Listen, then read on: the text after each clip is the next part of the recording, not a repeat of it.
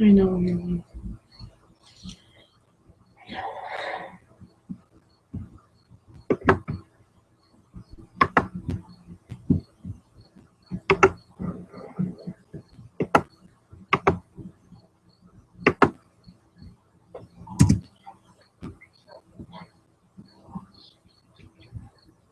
Yeah, it is being stupid.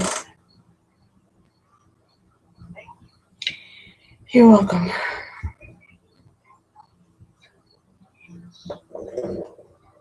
That drives me nuts. Should I have that much issues or something?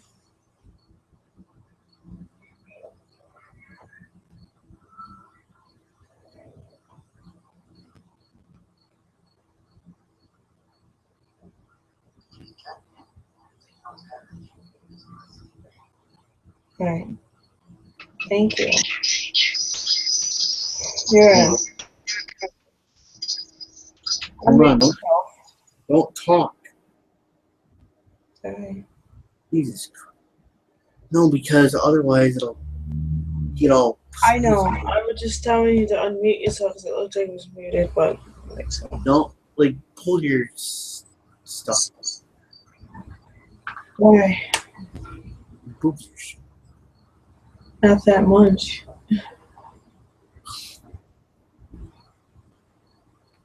Alright, anyway, let me get Rhino on the list. Sorry, I won't show him anything. No, you're fine. Not on the stream. I don't want people thinking this is a porn show. You know, it's fine. You don't have to tell me you don't like it, okay? I love you, and I love it. It's just I don't want people thinking it's. I love you too. I love you. I love you too. But like, yeah. I gotta reset this. Yeah, because still.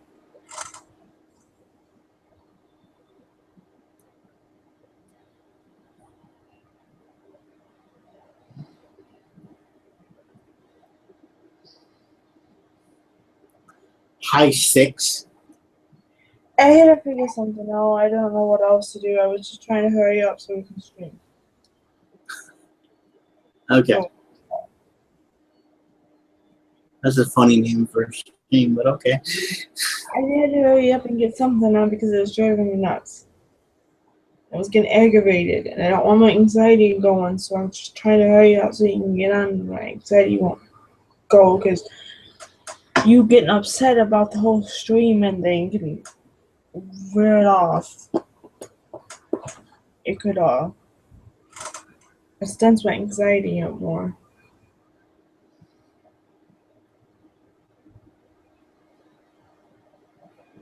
Are you there or what? Yeah, I'm here. Okay. So I'm just saying you were just stuck in one area, you're not moving, and it kind of freaked me out.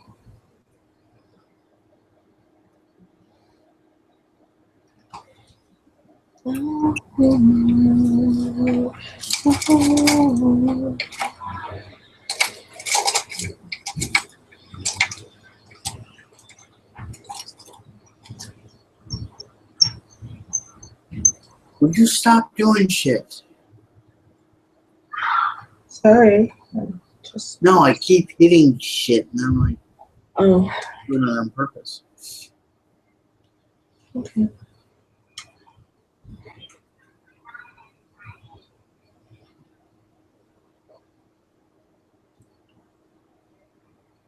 I have to like redo your story.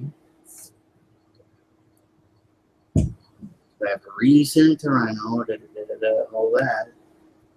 You know, we shouldn't even do anything. You should stop doing that. Whatever you're doing.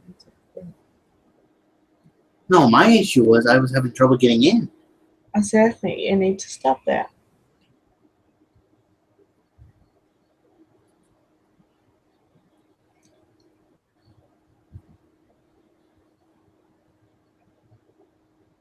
It wasn't even your fault. I'm not saying it's anyone's fault. I just wanted to stop so we can stream. wasn't even your fault. Let me just get this story. Yeah, it is my fault. They didn't want it to stop. Let me just get this story real quick. Hold on.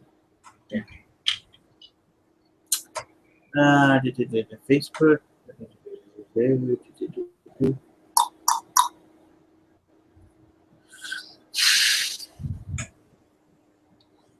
Hey, dear.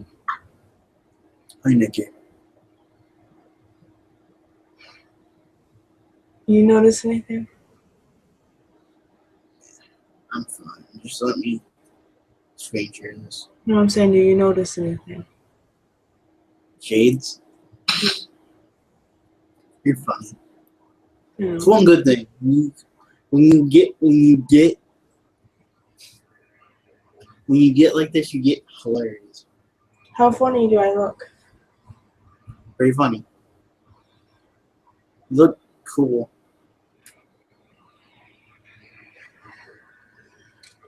Yeah. That's about all I'm gonna be. You look cool. Yeah, that's all I'm What? gonna be. You look hot. No, I don't.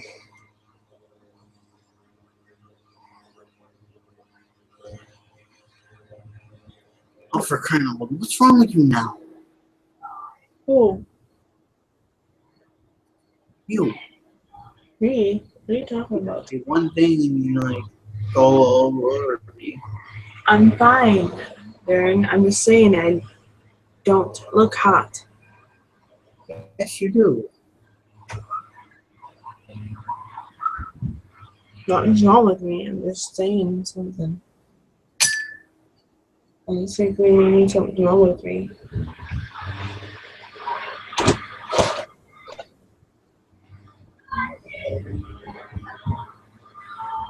Um.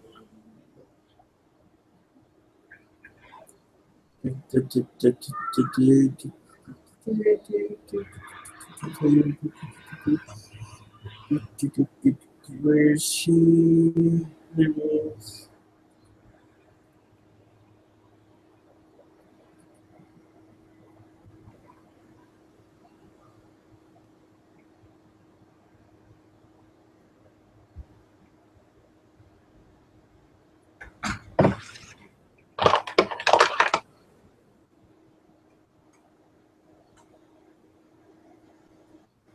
Okay, whatever. Let's do it that way.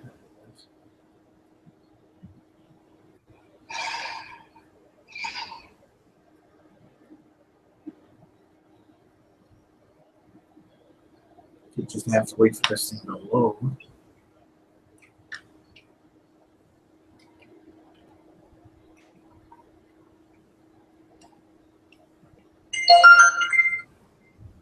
I hate that. Why? Because it's loud? Yeah, it's loud. It scares you every freaking time. I try stopping it, but I don't.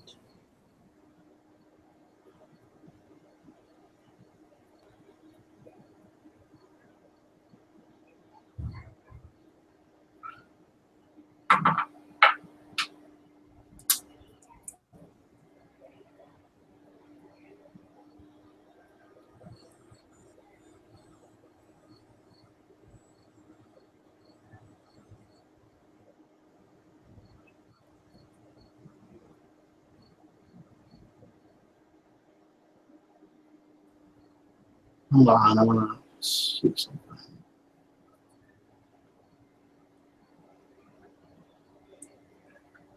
They're just doing that thing where it won't. You still there? Yeah, I'm here.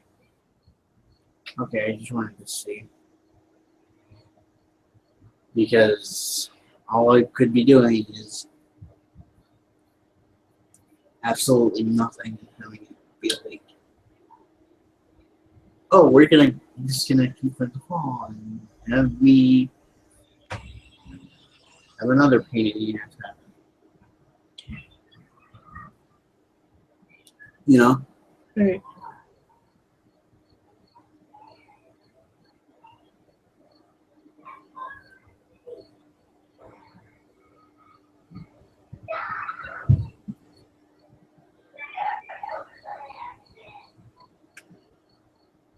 Okay, there it is. Okay, we're fine.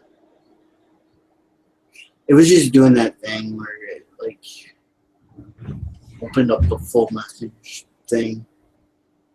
It did that, you know, which I hate. Because it's like, come on, no one, everybody doesn't want to know my conversations.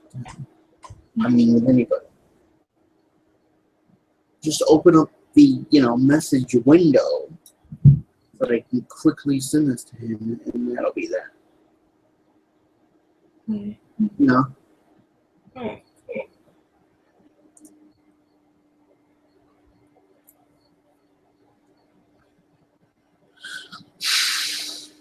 You know what I mean? Yeah. Anyway, before I start it again, can you see it? Yes, I can. Yes, I can. Okay. Good.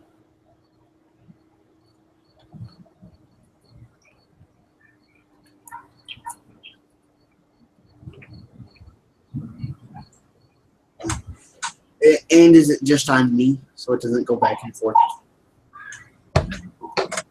Yes, it actually is. Okay.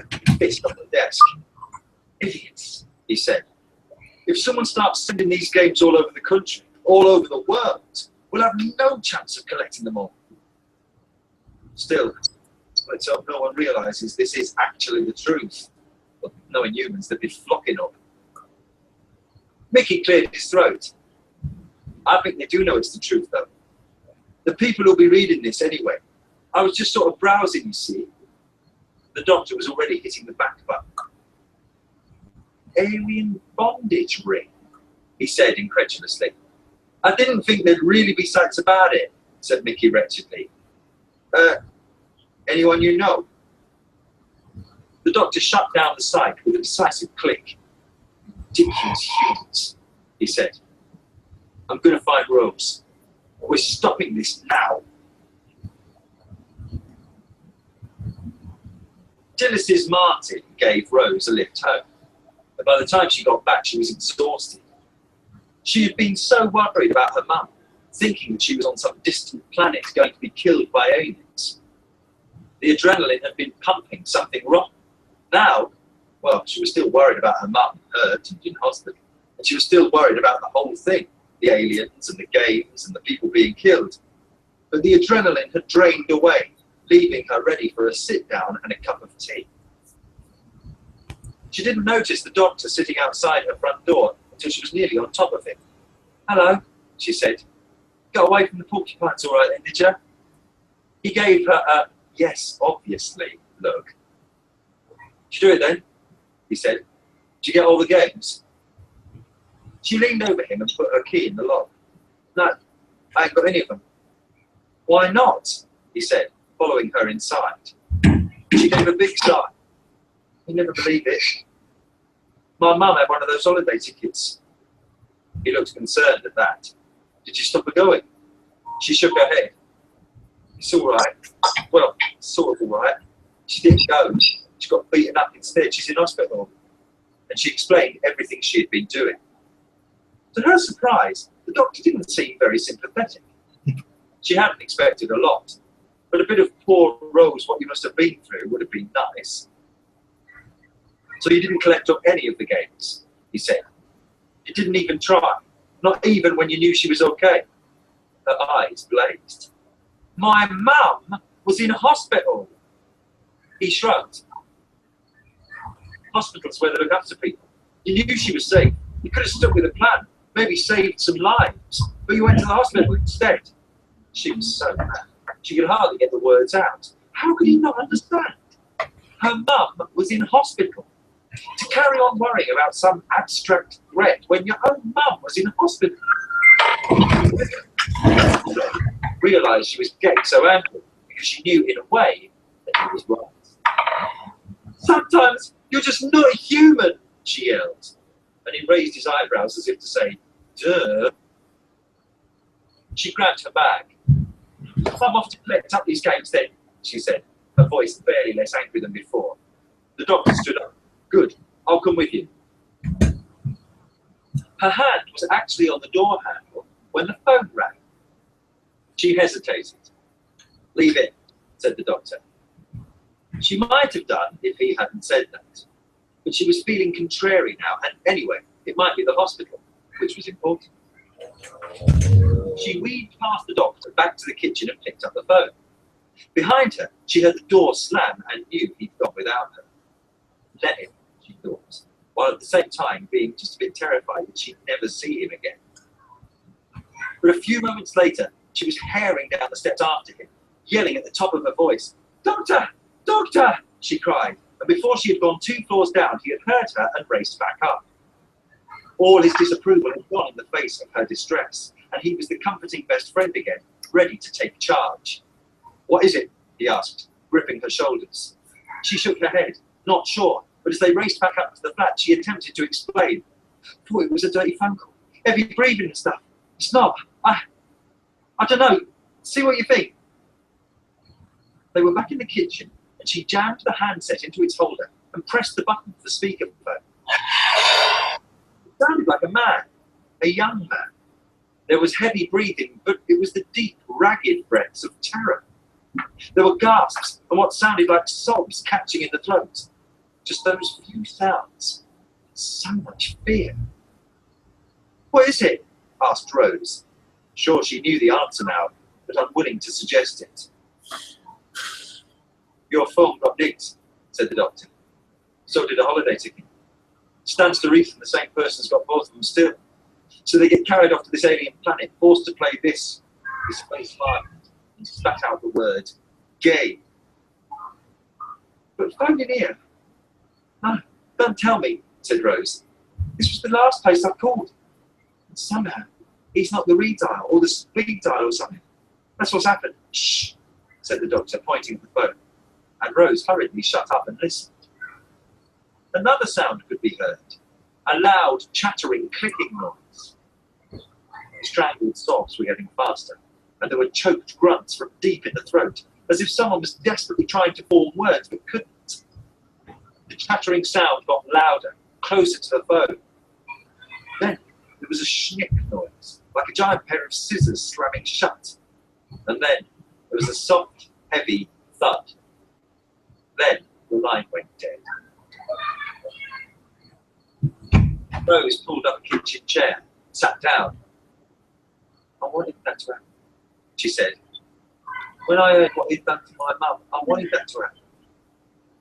I wanted him to be made to play that stupid alien game. I wanted him to be scared, so scared, like my mum was when he was hitting her. I wanted him to be killed like that, have his head chopped off by an alien. I wanted all of that." The doctor sat down beside her. "It's all right," he said. "Wanting it to happen didn't cause it. It was the Quevils who killed Darren Pye, not you. You don't have to feel guilty." She turned to him, anguished. "I don't understand. I don't feel guilty. I don't know what I feel. You know how you say, I wouldn't wish that on my worst enemy? Well, I'm still not sure that I wouldn't. Because I feel sick inside. But part of me is still glad he suffered." "Well, there you go, being human again," said the doctor. He put an arm around Rose and hugged her to him. "It's not fair, is it? When we're forced into pitying someone we hate.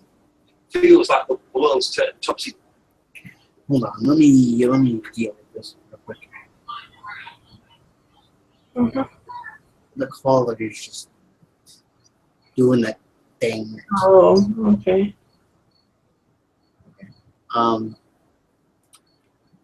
Where is it? Where is it?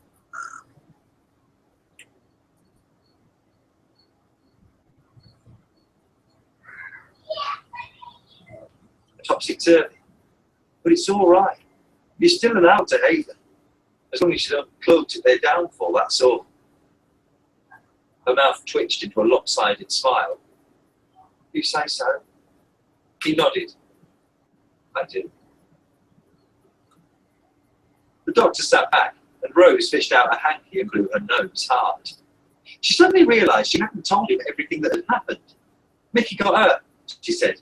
I should check he's okay. I know, I've seen him, said the doctor. He'll be fine. Might have been a different story if the beam had hit him full on, but you must have only grazed him as the teleport took you out of there. He'll just be hobbling for a few weeks. And talking of hobbling, time we were doing the rounds, trying to pick up a few of these games. Rose took a deep breath and stood up. All right, she said. Let's go.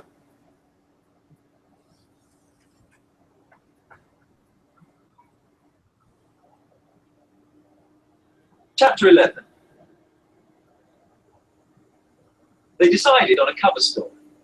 Not the best cover story in the world, but better than just turning up on someone's doorstep and demanding they give you their games console. Rose announced she was going to pass herself off as a trading standards official to come to collect up the dangerous games which had been known to catch fire and burn down people's flats. She would tie back her hair and call herself Susan or Pamela or something equally sensible and trustworthy. The doctor pointed out that her face had been on missing posters around the estate and the surrounding areas for a year. A lot of people either knew her or knew her by sight.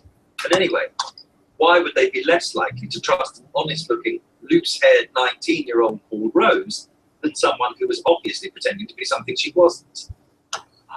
Rose conceded the point. But, said the doctor, the fire idea is a good one. We'll tell them that.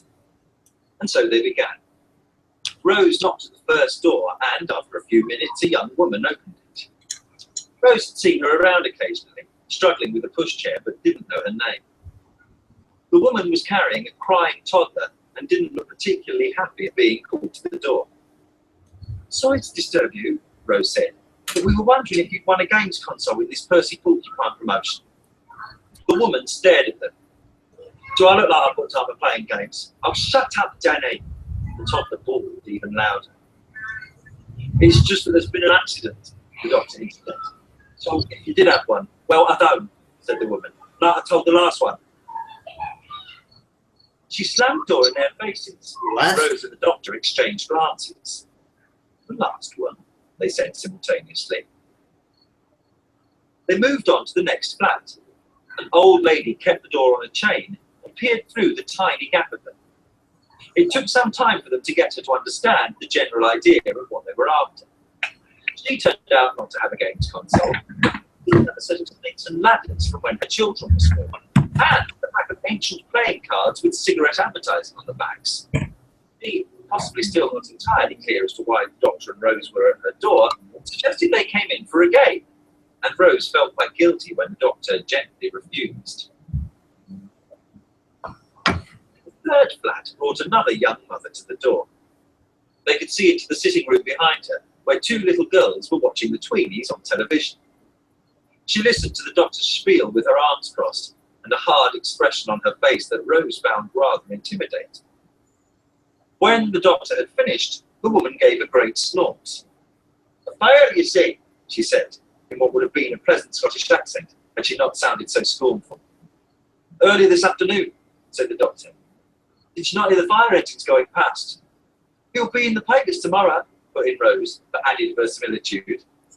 "No, I did not hear any fire engines," the woman replied, "which is odd, because I have very good hearing, nor did I see any smoke." "Well, we're a bit far away for that," said the doctor, waving a hand to indicate somewhere over there, but really quite far away indeed. "I see," the woman snorted again. "Well, it's better than the last attempt, I'll give you that. At least you're not threatening to punch my head in. Is it that you're trying to win the prize and don't want any rivals? Or is it that these games are worth a bit? Is that why everyone's so keen to get hold of them?" Rose grabbed the doctor's arm. "Someone else is doing that," she said. "Someone's trying to get you to give them your games console." "Trying and succeeding," the woman said. "I don't like to give in to threats, but when some loud is staring at our girls while threatening violence, some silly computer thing's a small price to pay." "Might as well give up," said Rose as they left, the door not actually having been slammed in their faces, but near enough for them to have got the message. But the doctor disagreed, and, after an hour and a half, they had managed to collect up 8 games. Rose's arms had trouble coping after the first 3. But Mrs. Burton, who'd known Rose since she was small and certainly wouldn't give the game she'd won to her grandson if it was dangerous, lent Rose her shopping basket on wheels to carry them in. Rose felt slightly self-conscious, but couldn't deny that it made things easy. A couple of people refused to give up the consoles. A few dozen had never had a game or had given theirs away. Who says families have to share data? Now get 4 lines, each with up to 10 gigs of 4G LTE. Sorry. We're just gonna have to have this thing over. Why did you ask this wrong with me? I just thought something was wrong with you. That's all. I'm just saying I'm not hot, so then.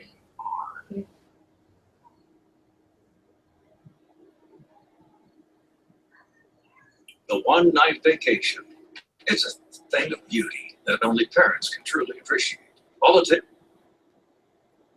I was just saying that because I don't think I The am. majority of gamers had already handed theirs over in exchange for not being thumped. And it came as little surprise when the would-be thumper was identified by some of Rose's near neighbours as Darren Pye. Sort of voiced by his own petard, said Rose, as they walked down the road towards the next block of flats. Picking all these games and then getting killed by one of them, in one of them. The doctor suddenly stopped. If that's what happened. Come on. And he was moving back the way they had come so quickly that Rose's feet were still going onwards. She quickly turned round and hurried after him, but he wouldn't tell her why the plan had changed. This Darren Pye, he said. Thick, is it? As a brick, Rose replied. Got to have some sort of reasoning power to beat someone off their lunch money, though, said the doctor. Fist plus terrified first year equals cash, sort of thing. Be devious enough not to get caught by the teachers. Shrewd enough not to take things so far that the police get involved. So, said Rose. So, perhaps we've got something more to worry about. Come on.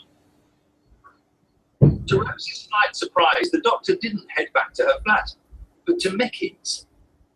He swept in with barely a rap on the front door. Mickey was in the bedroom, concentrating on the computer. We want to have a look at that site again, said the doctor. Mickey seemed to know what he meant. It's gone mad, he said. Just this evening. Deaf demand for D&Ds everywhere.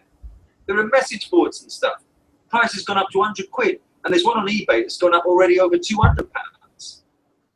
Damn, shouted the doctor, kicking at Mickey's bed. This has got to be stopped. People are selling the consoles on the internet, asked Rose. Dumb humans, yelled the doctor. Mickey looked almost nervous. That's not the worst of it. The doctor looked at him. You're not telling me someone's done something even more stupid? Yeah, said Mickey. Looks like they have. He started to click through screens on the computer. I've been at this since you left, searching around, seeing what I could find out. This only went live a couple of hours ago, as far as I can tell. It's not easy to find. You go for all these links, passwords and stuff. But I got there. He preened slightly. Well done. Who's a clever boy? Said Rose. Now are you going to tell us what you found?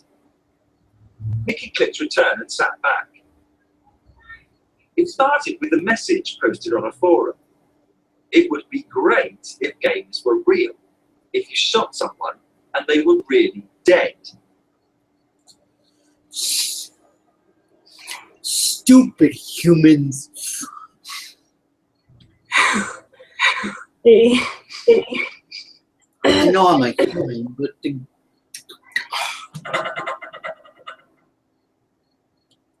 I say something, Phil? what? When I said that, it doesn't exactly mean nothing's wrong with me. I just making a point that I don't think I am, so that's why I said that. Okay, I just wanted to not get your anxiety. No, but I'm just not, okay? I love you. I love you too, but I'm not, okay? It was signed by Alien Killer 1984. I'm not, okay? Okay. The bloke who runs that other side. You Said get the what doctor. I'm not pretty in my house. You are downright gorgeous. Okay, to you I am. I love you, okay? Just let you get the point. Doesn't matter to anyone else. No, I don't. Anyone else, you could be the ugliest person on the planet, but to me, you're beautiful. I love you. And no one's ugly, so everyone's beautiful in their own way. But it's only the start, said Mickey, scrolling down the thread. Said Mickey, scrolling. But it's only the start, said the doctor. That's the bloke who runs that other side. That's the bloke who runs that other side. Alien Killer 1984. That's the bloke who runs that other side. Hey, were real. If you shot someone and they were really dead. It was signed by Alien Killer 1984. That's the bloke who runs that other side, said the doctor. But it's only the start, said Mickey, scrolling down the thread. Mm-hmm. There are so many people I'd like to see dead, but not go to prison for it. It would be great if you could send them on holiday and they never came home. Are you fucking kidding me? What's going on? I'm here. Are you talking about? Yeah. But were killed. Naturally, a dumbass human would get it. Right. I mean, think that. I mean, think about. I know this is a story, but think about the people who would actually, like, the killers who actually thought Call of Duty was real. Right.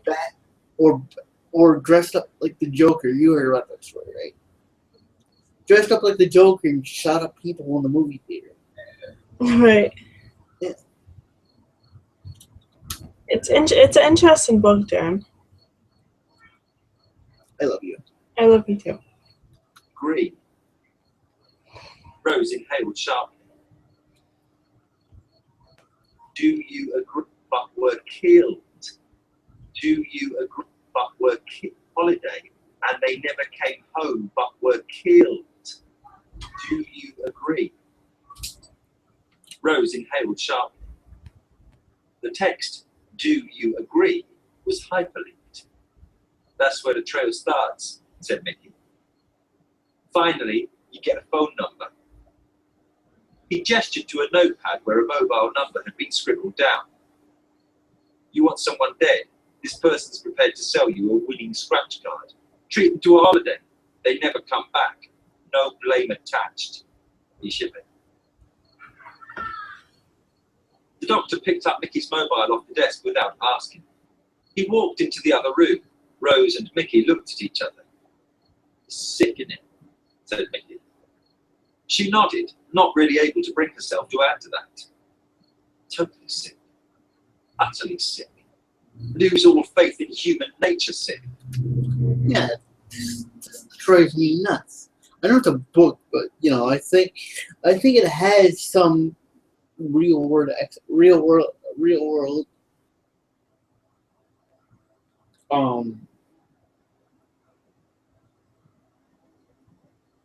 Can't think of it. Real world Applications. There it is. Good job. Because you gotta think that people do this all the time. Yeah, all the time. How's the knee? Sore, he said. So Darren, I'm gonna before call. you start with that, She grimaced. what did you think about the book? Is it a little different than the show? Yeah, because it's explaining more, which is nice. Right.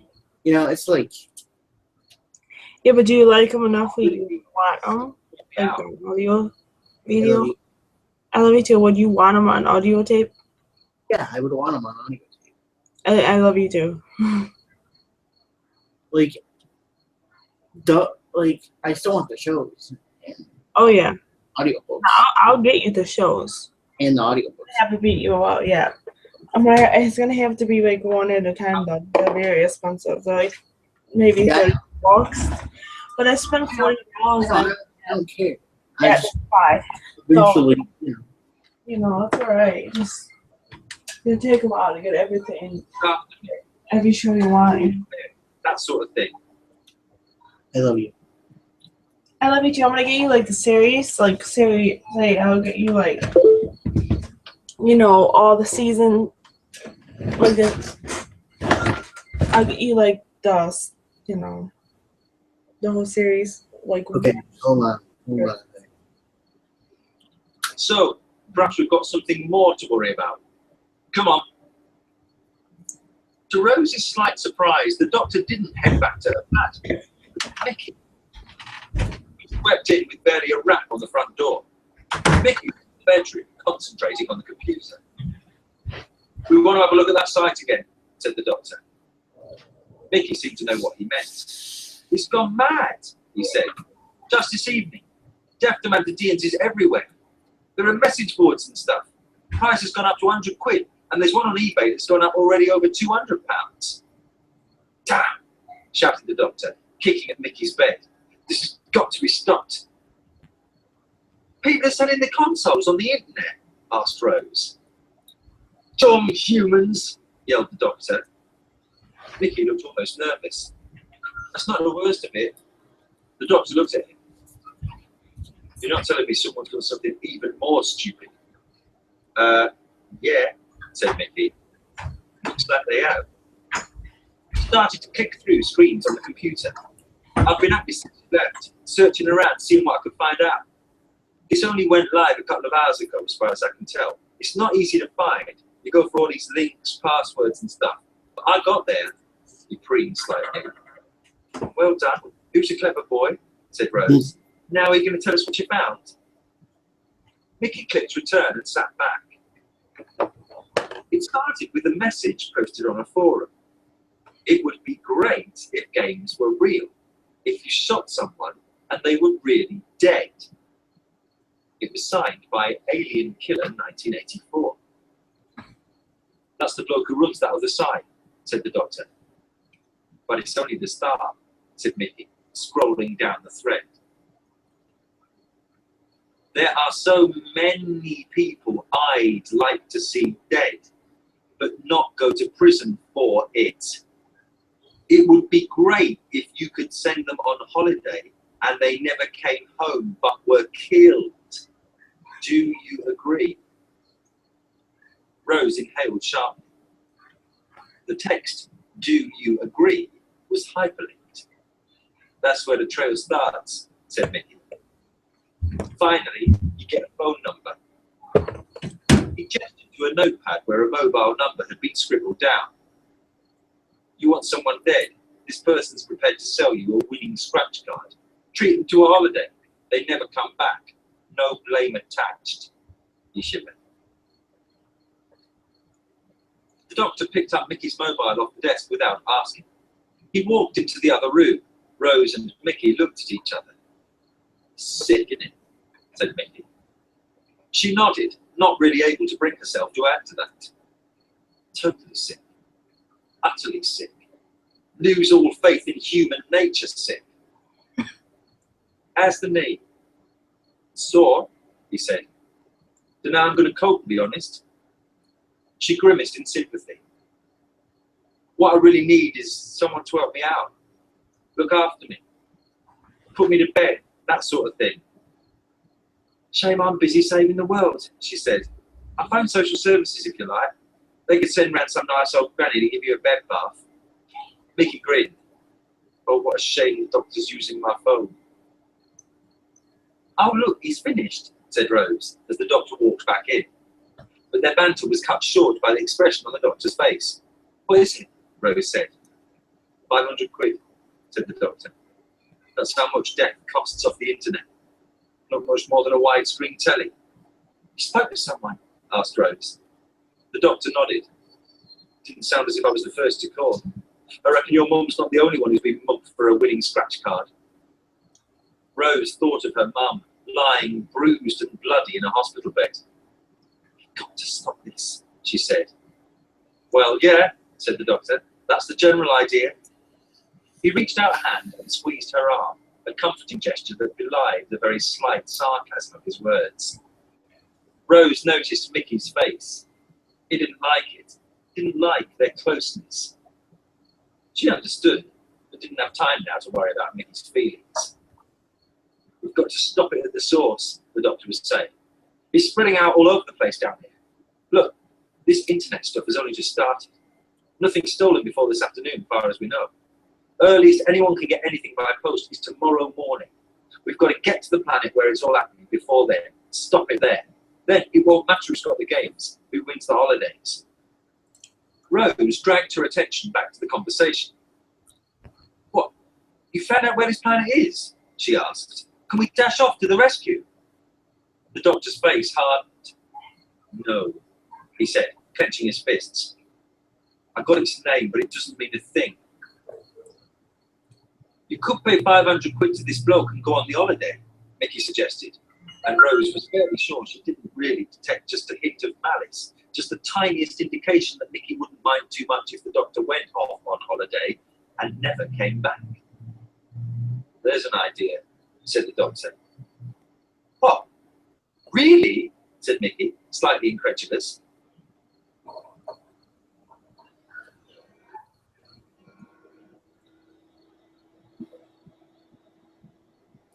Yeah, but that's the only way that they can figure this out. The doctor soon defended him. Yeah, because they don't have coordinates or anything. Not your actual idea, obviously, he said. That's pretty stupid. But it's given me an idea.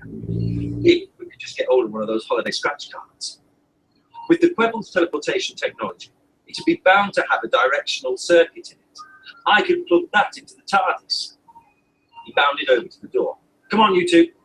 Mickey gestured at his knee. Come on, men, just Rose. I need your life savings. We're buying scratch cards until we get one that wins the holiday. At which point, Rose remembered her meeting with Dilys by the Quebble's booth. She put her hand in her pocket and pulled out a small cardboard rectangle. What? Like this one? She said. Didn't really seem important earlier. She wasn't sure from the doctor's expression whether he wanted to smack her or kiss her. Nice one, Rose, said Mickey. The doctor left Mickey with instructions to keep sowing internet dissent about Death to Mantideans. Make it seem as undesirable as possible. See if their rumour about the consoles catching fire could spread any further. Mickey suggested actually setting fire to one and calling the local papers. He changed his mind halfway through explaining the plan when he realised that it would be his flat at risk, and with his knee, he couldn't actually run away if things went wrong. Plus, it's another stupid idea, commented the doctor, not unkindly. Look after yourself, said Rose. Oh, and could you make sure Mrs. Burton gets her shopping basket on wheels back? Yeah, of course, said Mickey, sounding a bit worried. But you're coming back, ain't you? Of course we are, said Rose. But the thing was, when you went off into time and space in the TARDIS, you were never entirely sure. Mickey hobbled across to the front door to see them off. I'd stick a wedge under it or something till you can get it fixed, said the doctor. Don't forget that the Quebbles know where you live. You said you smashed their teleport system, said Rose.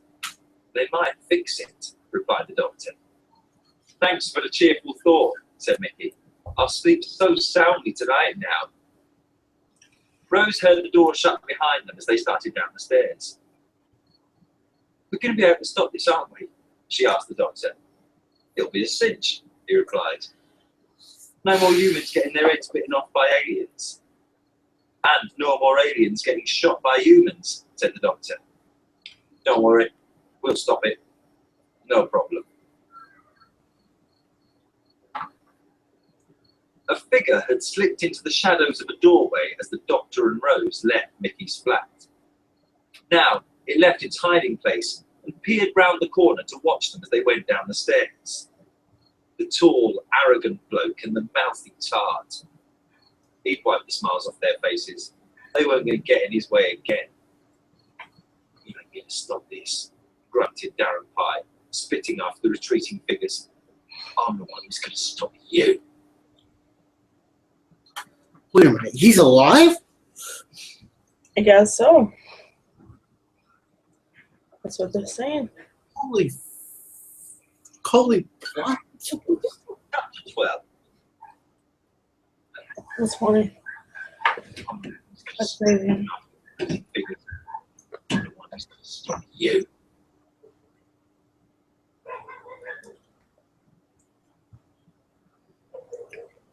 Chapter 12.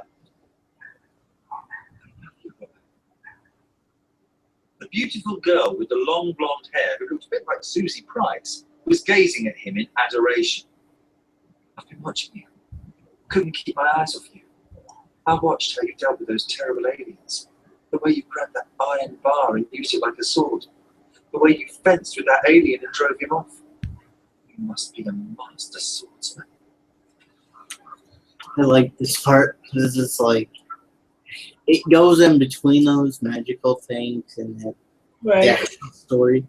Right. What they can actually come up with is pretty hilarious. It is funny. Smiled, indicating that he'd never tried before. It had just come naturally. And it came just as naturally to put his arms around her. The most natural thing in the world, to lean down as she leaned up, and they put their lips together and kissed. Their first kiss. His first kiss. The most beautiful kiss in the world. But she was sitting over the other side of the room and had barely looked in his direction. And when she hadn't noticed him. And she'd probably heard his mum call him Bobbles. And then the leader of the aliens, the one that Robert had, and then the leader. She hadn't noticed in his direction, the other side of the room. But she was sitting over the other side of the room and had barely looked in his direction. And when she hadn't noticed him. And she'd probably heard his mum call him Bobbles. And then the leader of the aliens, the one that Robert had defeated in battle, had taken off his mask. And underneath, he had the head of a porcupine.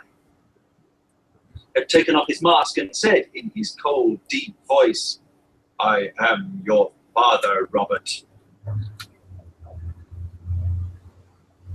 So wonder this thing didn't get copyrighted.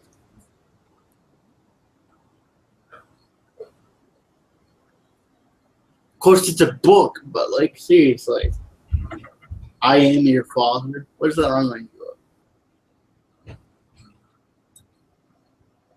You there?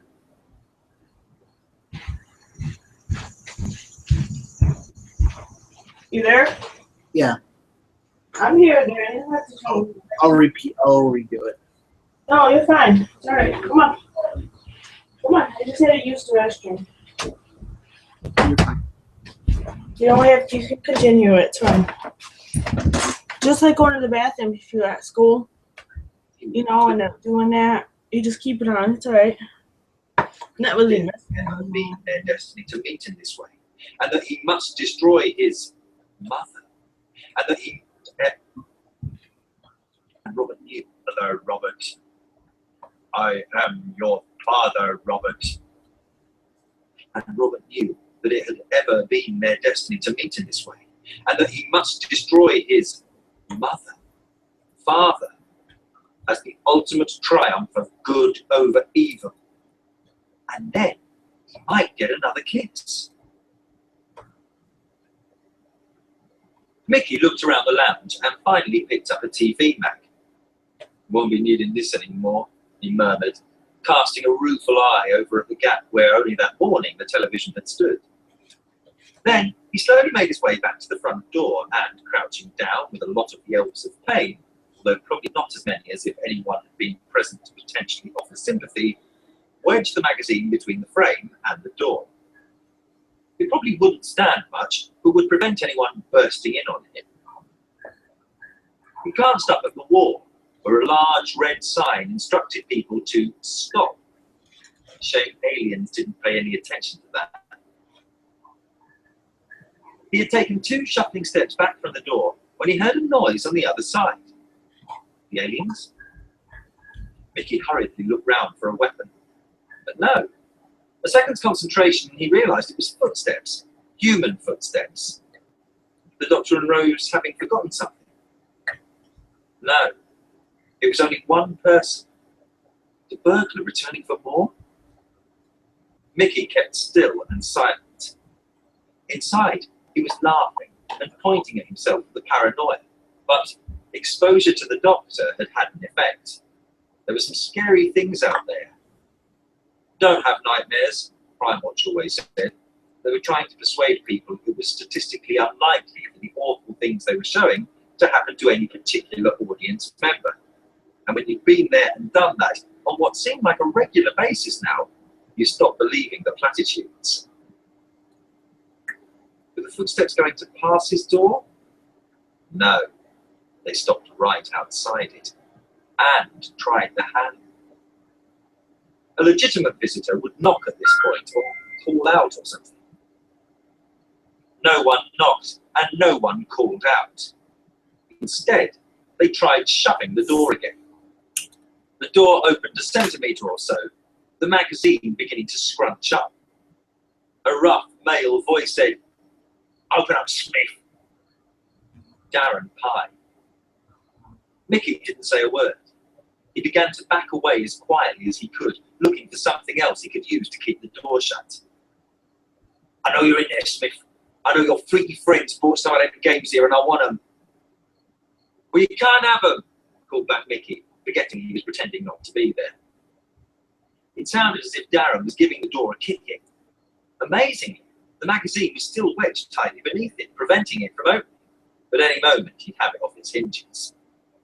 But then the noise stopped. Mickey suddenly stood up straight, alerted by a feeling that he couldn't quite place.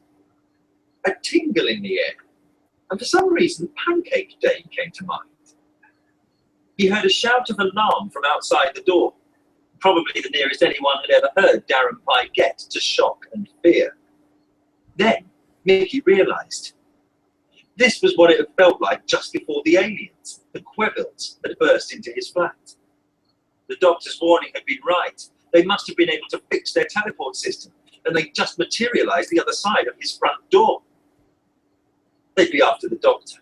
Had to be. But maybe they still thought Mickey was an expert. Maybe with the Doctor not here, they tried to kidnap Mickey again. Or, worse, maybe they had worked out that Mickey wasn't an expert, and they wouldn't want to risk him spreading details of their plans, or their underground base, or their true nature.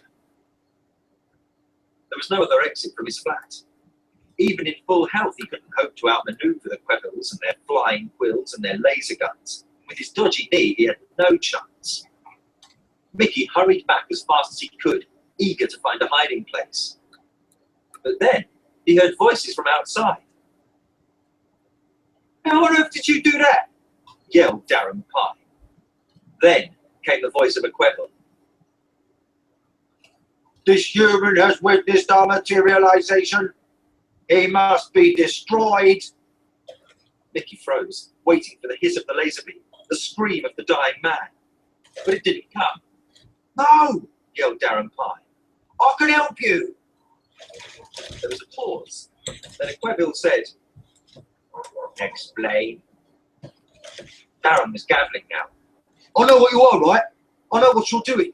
I heard those freaks talking you're aliens, right?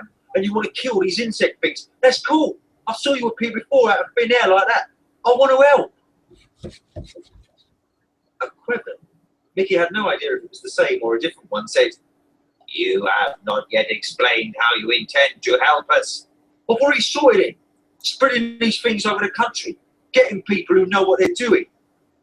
And the unsurprise of the century, Darren Pye was the dealer. The death dealer. The one who would send anyone to their death for less than the price of a telly. And, thinking of tellies, he probably had a fair idea where Mickey's had gone too. Why else would he have been hanging around here to hear the Doctor and Rose talking, to see the Quevils appear? And the Quevil replied, "We have already located the person we need. We have come here to fetch him. What? That doctor freak, said Darren. He's not here. Mickey didn't know what happened next, but Darren let out a yell. No, look, I said I could help you. I'll tell you where he is. All I want is that you make me your sole dealer on Earth. People pay good money for this stuff. I just want a cut. Look, do we have a deal? There was a pause. Then Equeville said, yes. Tell us where this doctor freak is. Right. Yeah, right. He's gone to your planet. Him and that little cow. He's got a thing called a tar pit or something. He's plugging one of your cards in it and it will take him there. There was another pause. That's one, Frenel, said one Queville. We must return to tube, said the voice of another. What about this human? Shall I kill him? There was a yell from Darren Pye. We had a deal. I said I'd help you. The Queville spoke again. No, bring him with us. We cannot afford to leave behind a human who knows the truth. But if this human wants to help us, he can play the game. There was another yell from Darren, abruptly cut off. Mickey shivered. Had they killed him after all? But no. There was the lemony scent in the air again, and the fizzy feeling that made his hair stand on end. He left it for a couple of minutes, but couldn't stand the suspense any longer than that. He limped to the front door and put his ear against it. Not a sound. He pulled away the crumpled magazine and eased open the door. No one was outside. No humans. No aliens. Mickey slammed the door, shoved the magazine under it again, stumbled back into the lounge and collapsed on a chair. His knee was hurting like crazy, but all he could think about was the doctor and Rose. The monsters knew they were on their way. They'd be waiting for them, and there was no way on earth he could let them know about it. They were hand in hand, and they almost jogged back to the TARDIS. It was a time machine, but somehow time still seemed of the essence. The doctor, annoyingly, hadn't told Rose his plan. This either meant that he didn't have one, or he just expected her to do what he asked her when he asked her, without worrying about silly little things like explanations or reasons for it. But she didn't have to put up with that. What's the plan then? She asked as they came up to the TARDIS, reasoning she might as well know the worst sooner rather than later.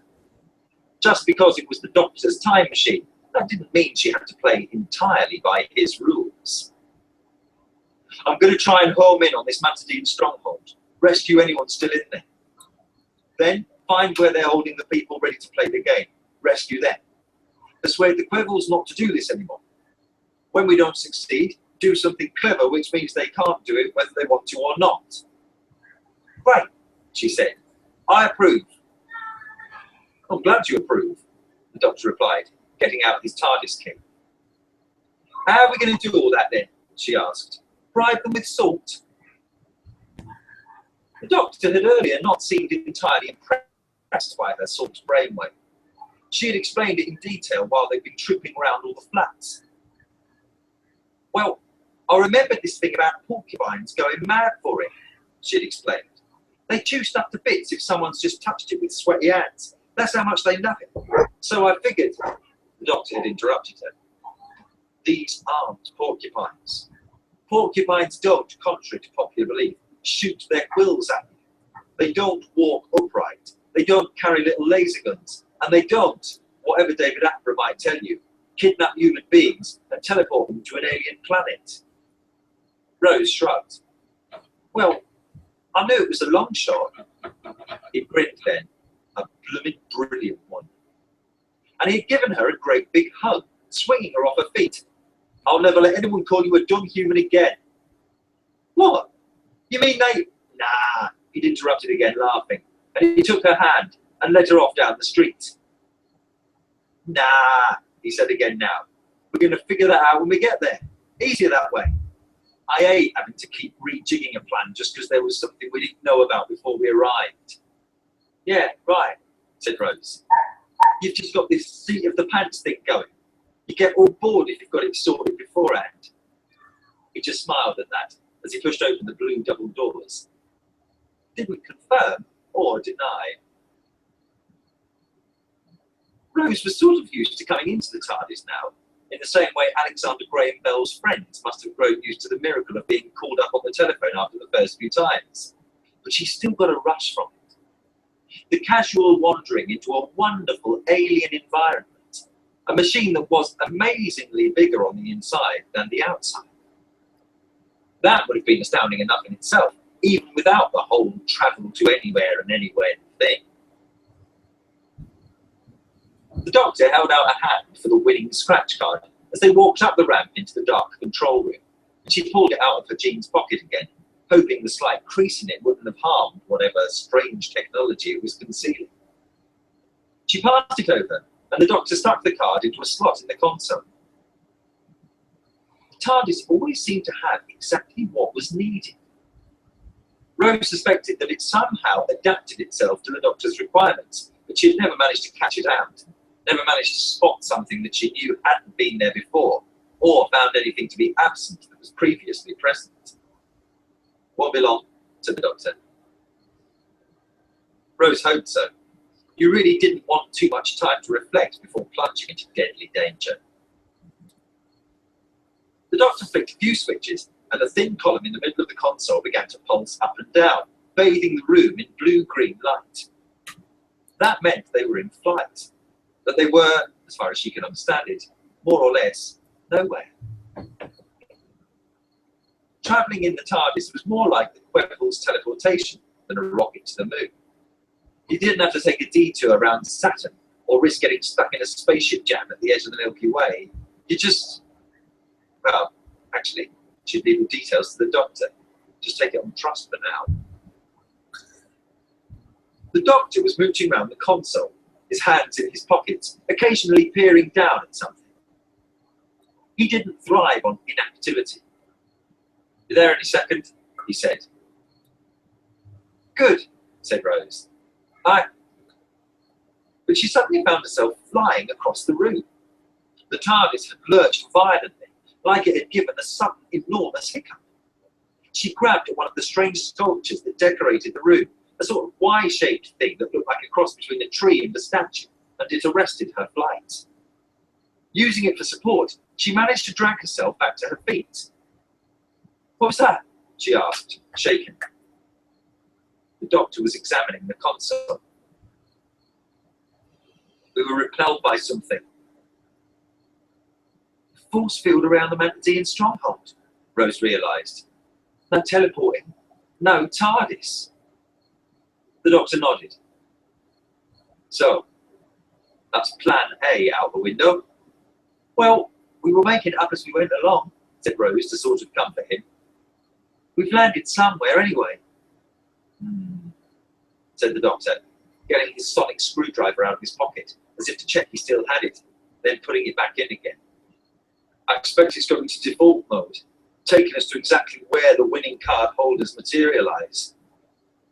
But the best way to find out is to go out," completed Rose. The Doctor opened the TARDIS doors, and Rose followed him outside.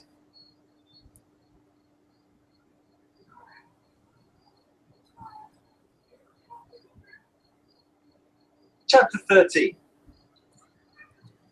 There were about 15 people in the room. There were 14 now. 14 exactly. There always seemed to be about 15, because as fast as they took people away, new ones appeared. When the people materialised out of thin air, they were usually upset and confused. If you'd been there for a while, you had to explain what was happening. Not that you really knew. Sometimes people had barely arrived before Percy the Porcupine came in and took them away. Sometimes, like Robert, you could be there for hours and hours. No one knew where they took you, but everyone was scared. No one wanted to be picked. His mum had done this really embarrassing thing, crying and screaming for them to take her instead of him, trying to throw herself in front of him and stop the monsters from getting near him. Some people said they probably ate you, and they had picked her. And that was real. Robert didn't believe what the people said. He didn't believe that was what was happening. You won't hurt him. I won't let you take him. Robert didn't think the porcupines could really tell the humans apart either. They weren't picking or leaving behind anyone in particular. It was just chance. Some people obviously thought they picked whoever was nearest to hand. They tried hiding behind everyone else. Robert despised people like that, cowards. But then other people pushed him to the back, tried to protect him because he was the youngest there. And although he told them not to, he didn't push them out of the way. Didn't yell, "No, take me instead." He was desperate to be brave, desperate to be a hero. But it was his mum who'd been the real hero. Hey, Darren, I'm gonna be right back. Just keep going. I just want. I have to go. What? I'll be right back. I have to go do something. Yeah.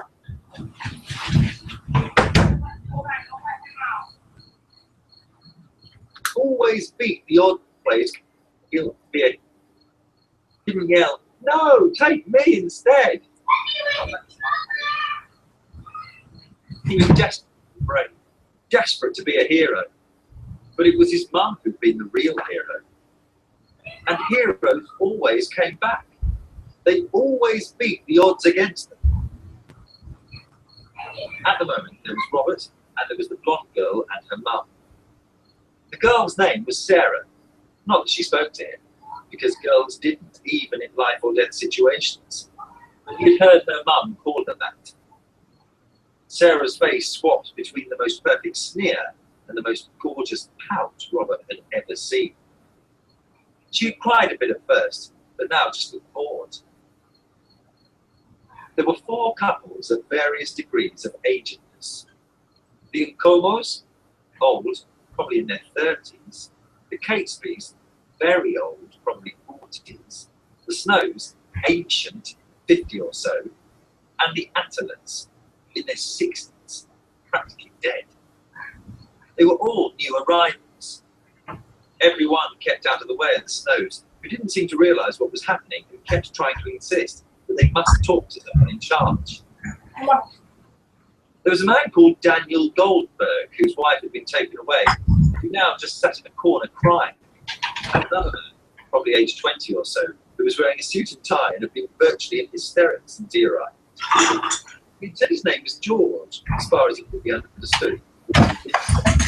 I'm back, Darren. Sorry.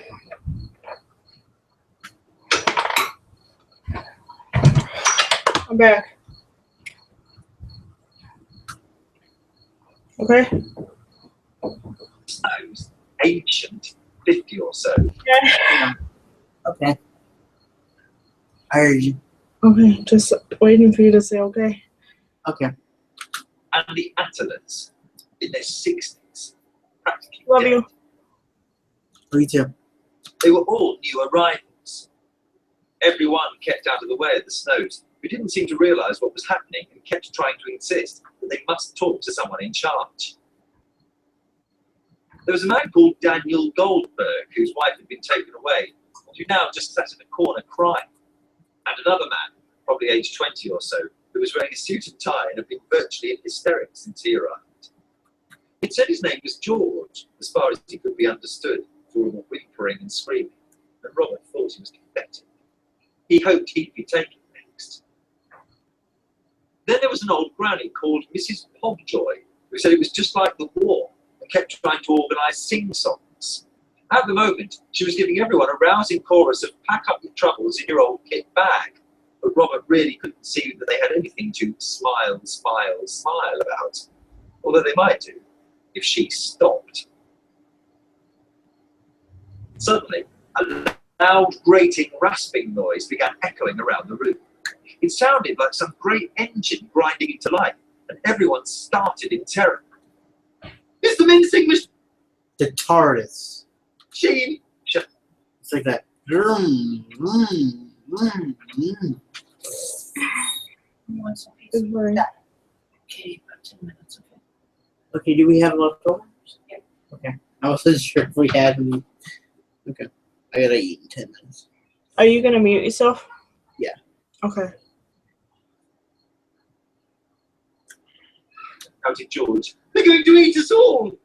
He tried to grab Mrs. Nkomo to pull her in front of him. Mr. Nkomo pushed him back and looked as if he was about to punch George. Okay. Her doing like, okay, this is from different perspectives. I Okay. think the TARDIS is just showing up here. Right. You heard that engine, Yeah. and you know the noise. It's like, Yep. Makes a engine noise. I can't make them. I know. It's I know what it sounds like. You'll get what I mean. Yes, I do. But I'll bring visual. I'll bring visual aids if people don't get it. Right. But I will buy you like the seasons. Like I'll buy you season 1. You know, for your birthday. TARDIS noises.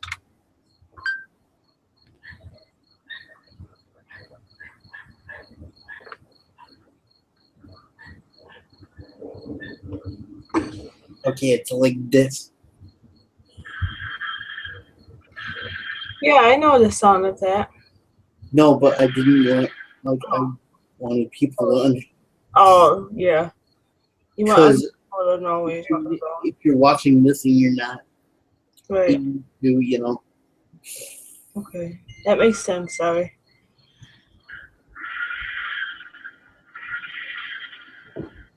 It's like that.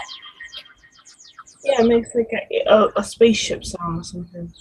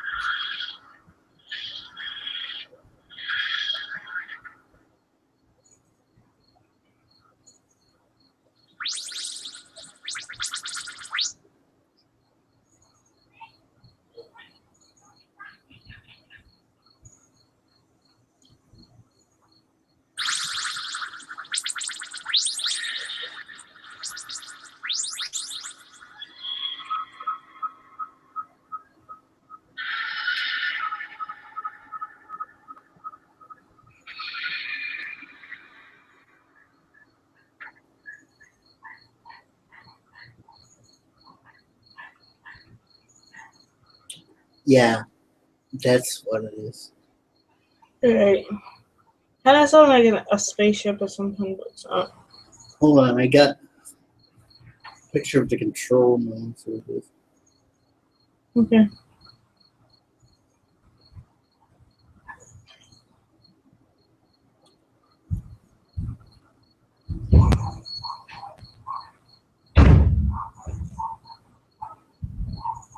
Oh, it's one of those 1-hour test things.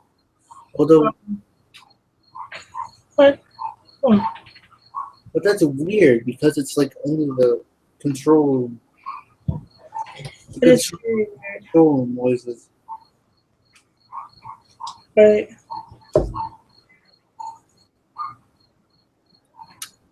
Robert didn't blame him. But then Nkomo pushed him back and pull her in front of him.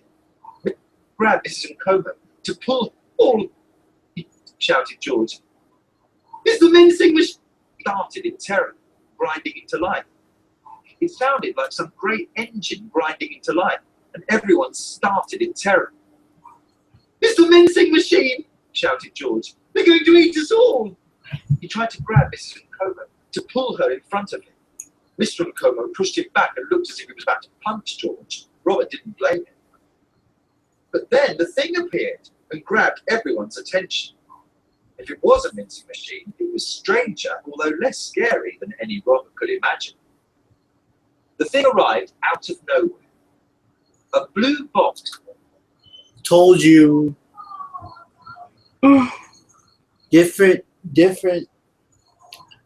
different viewpoints. Right, yeah, different. Taller than a man, with a flashing light on top and little windows high up on the sides. Sort of like a small blue ship high up on the side, with a flashing... The thing arrived than any Robert could imagine. The thing arrived out of nowhere. A blue box, taller than a man, with a flashing light on top and little windows high up on the sides. Sort of like a small blue shed, only it had the words Police Public Call Box written on it. Everyone stood staring at it for what seemed like a very long time, but was really only seconds. Mrs. Attler said to her husband, "It's a police box, like they used to have." And her husband said, "I remember." They stared at it, standing hand in hand, which was pretty disgusting for people their age. Then the doors of the police box opened, and a man stepped out. He was a tall man who looked a bit like some of the trendier teachers at school.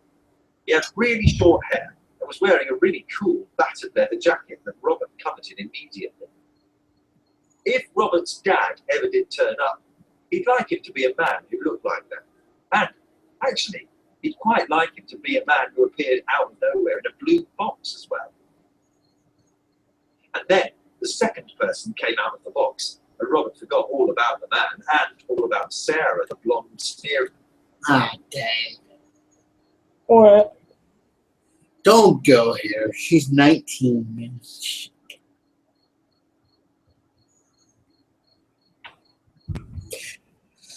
You know what I'm exactly meaning. Why do guys always go for the companions, okay? I don't know, but You know exactly what I mean. yeah. And all about sex. And Robert forgot all about the man and all about Sarah, the blonde sneering girl, and all about his mum, and even all about Susie Price. Because this was the girl he was going to love forever. She was totally beautiful and utterly cool and just, well, perfect. She was probably about 18 or 19, but that wouldn't matter because he was really mature for his age, and she had dark blonde hair past her shoulders and a wide, smiling mouth that was even more desirable.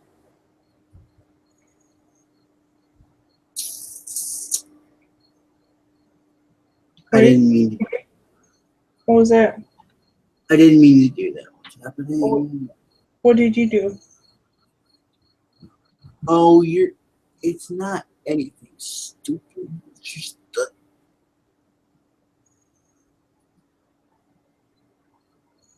What did you do that you didn't mean to do? no, it started the virus scan. So why you made that noise?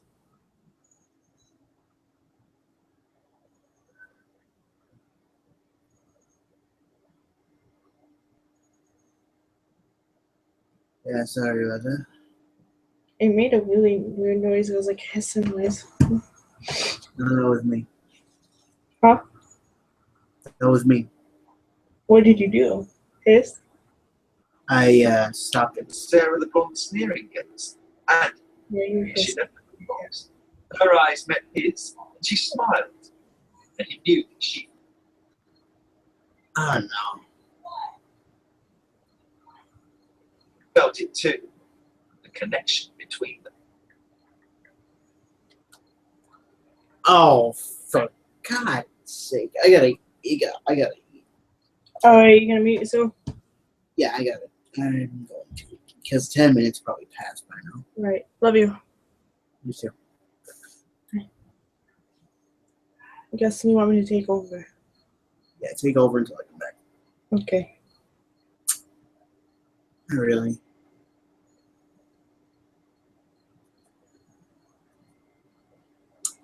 Okay, you're good. Alright. Alright. You're good.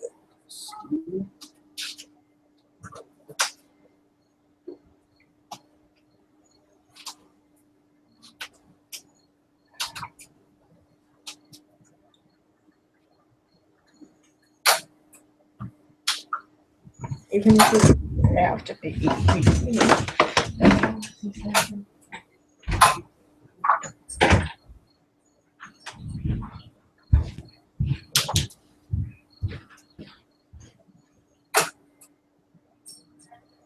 You want me to come out yet? Okay.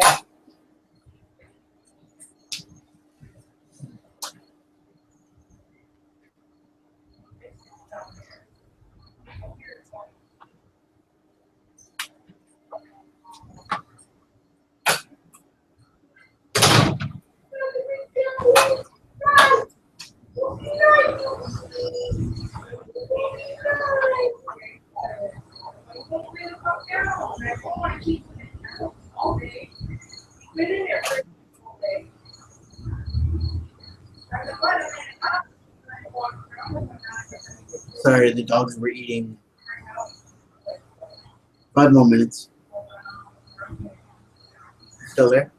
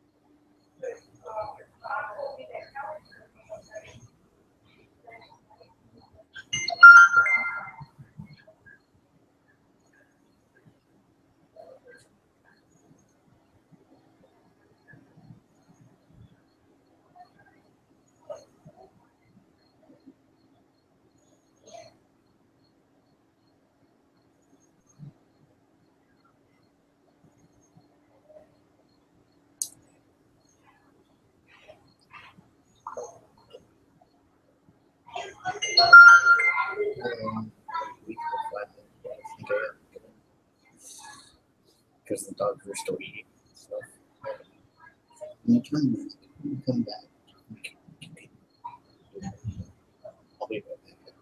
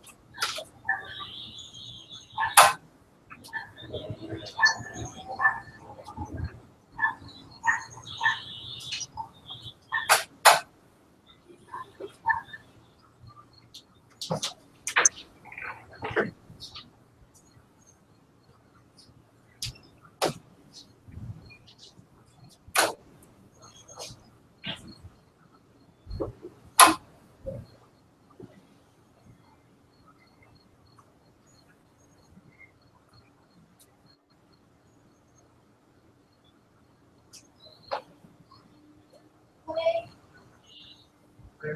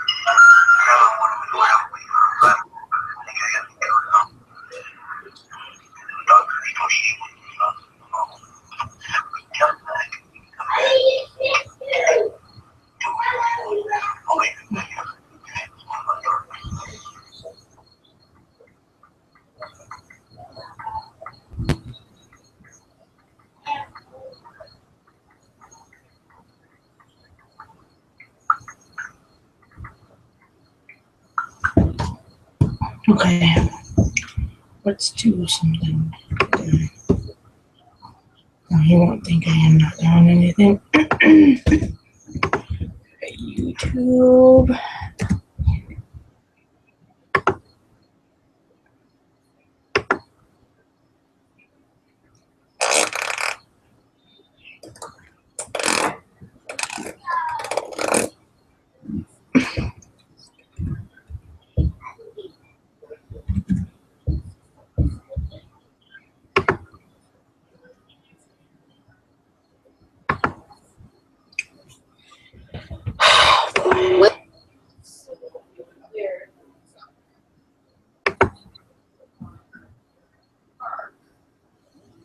Fresh fish, straight from the fjord.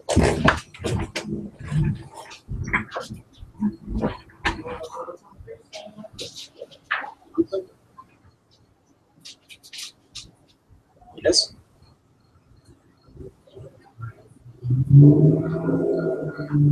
Need something.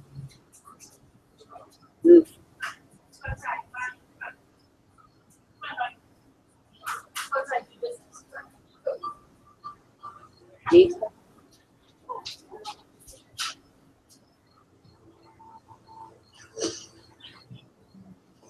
Stay. I go to solve it.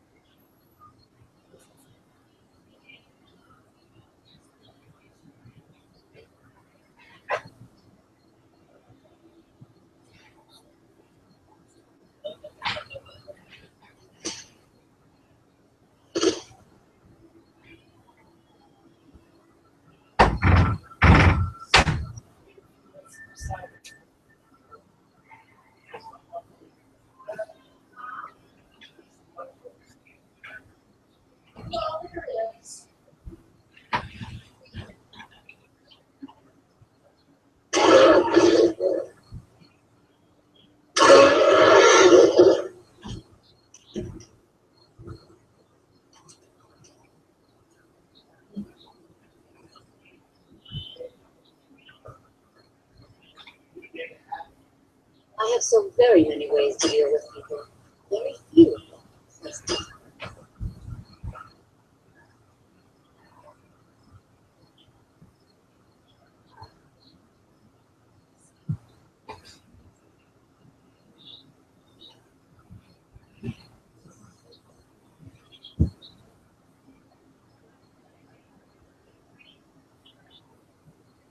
If you have business, please see Falk Firebeard, my steward. Sadia dear? Yes, Mom? You still need to remove that blood stain from the incident. Someone do something.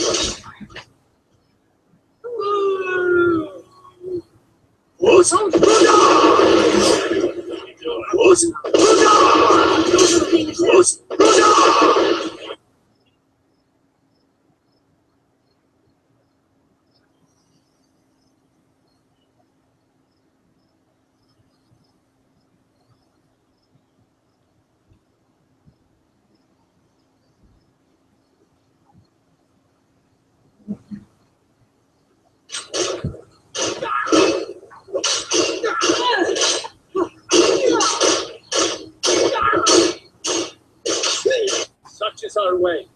Such is the ancient custom of Skyrim and all lords. Be careful. Do something. Understand that gold sorted of armors, butterflies, blood, a fox, a severed head, and the cheese. Good God. Last minute. Takes years to get them. Let's get started. Hart, you're too slow. Oh. You're too slow. Oh. For a dragon to attack Pinesville. Why? Why there? There's no place safe. Close.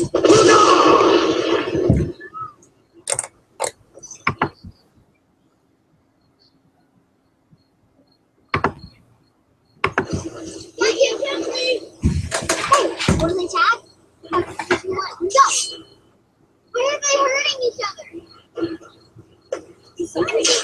This ain't good. You're naked. How dare you? Don't do that. Sorry, I was heading you to go shoot at her, but I came back, so I'm in my bedroom, so let me come back. That's what we can continue.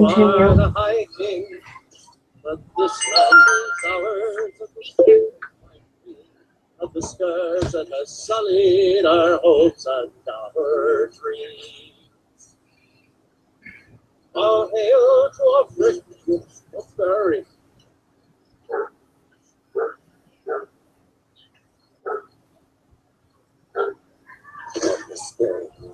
I go to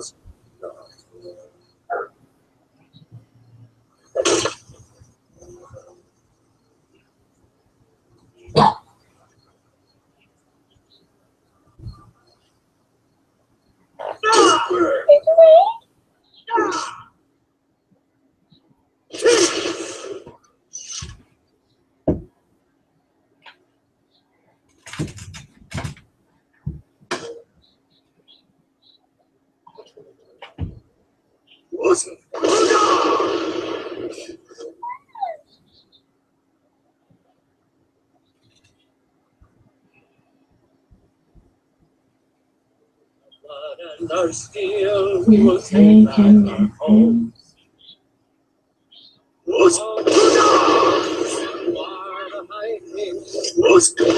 Great honor we drink and we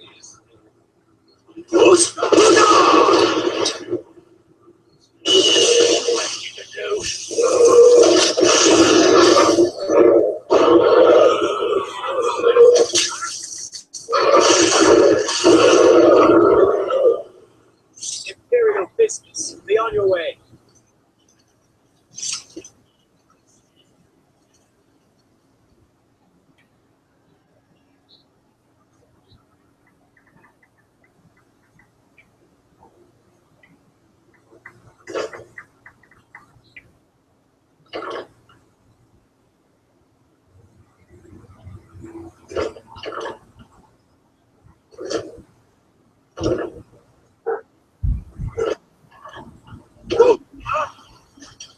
Come back.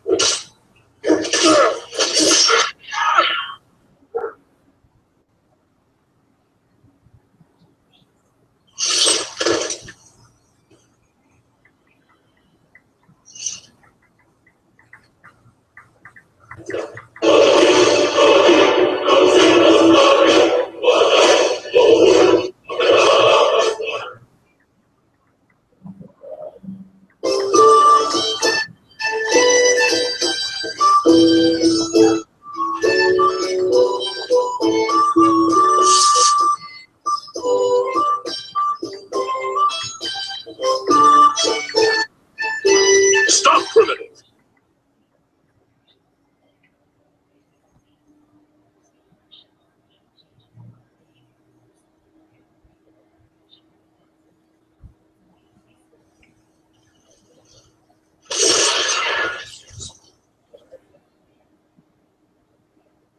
I'm going to find whoever did this.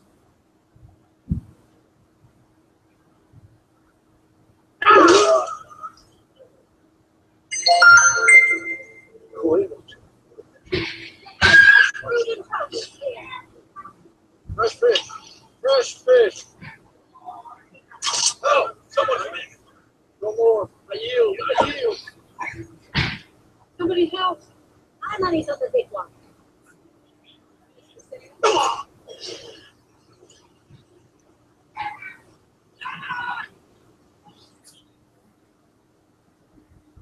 Important deliveries to make. No time for chatting. Important deliveries to make. No time for chatting.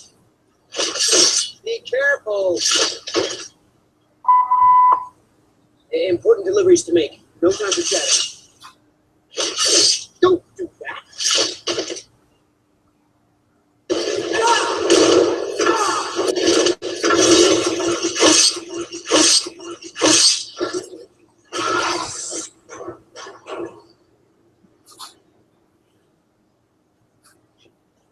And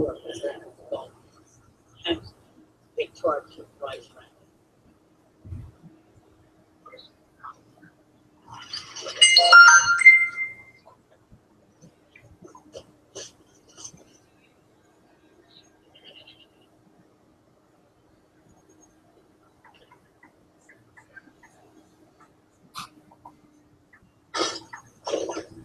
Can a man have a bit of privacy? Get out of here. I don't believe it. You found the Forge Master's leaders. You repressed me, Outlander. No one else has returned from this task before. By the code of Malachi, you never should have cultivated more weapons and armies, or trained with my leaders, or purchased poisons from the road. Welcome to our stronghold, Bloodstone.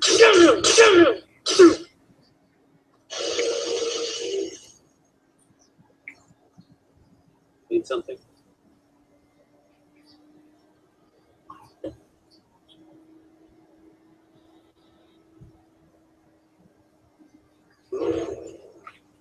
Need something? Yes?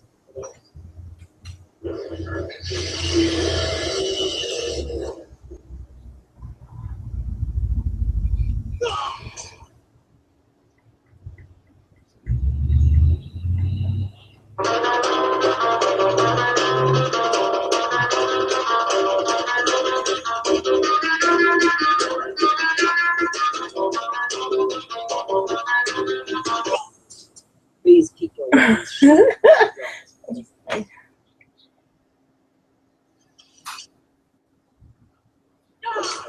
My eyes.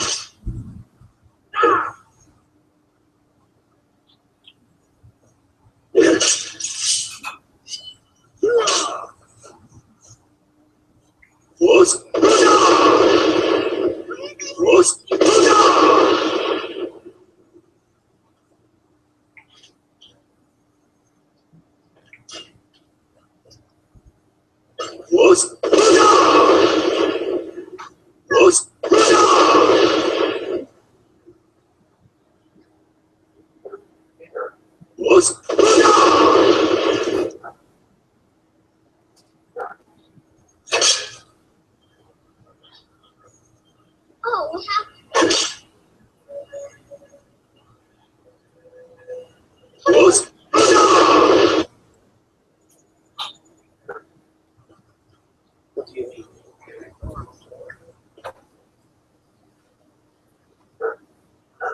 In your tongue, the word simply means fire.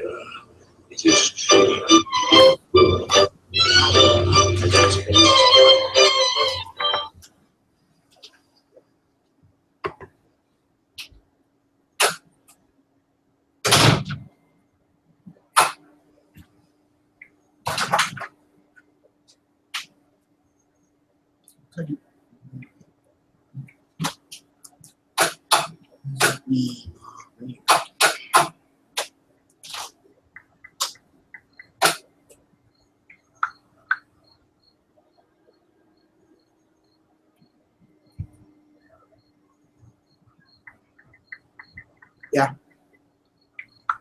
Hey.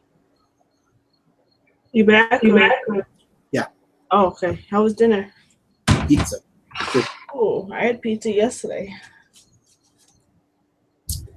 Leftover pizza.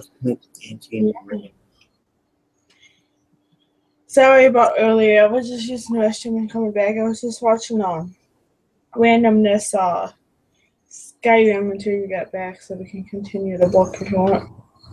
Yeah. Okay. Go ahead.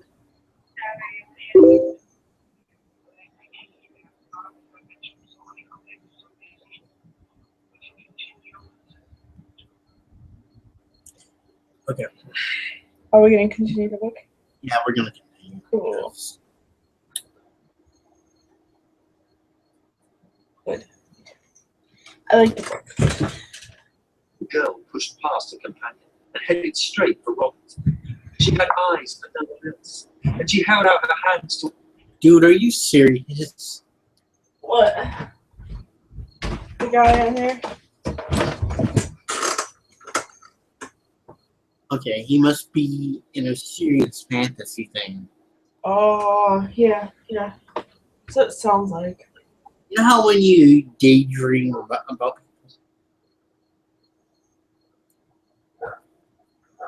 you know how when you daydream about people?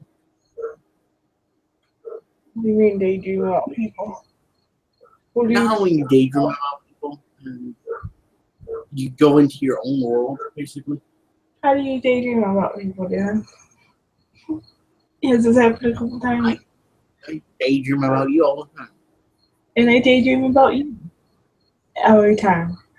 When I'm like sitting there and I'm just paying attention to something so long, I start daydreaming about you. Hug. Aw.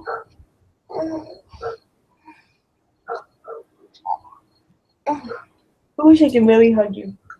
Hold on. I'm gonna go back to listing of the way.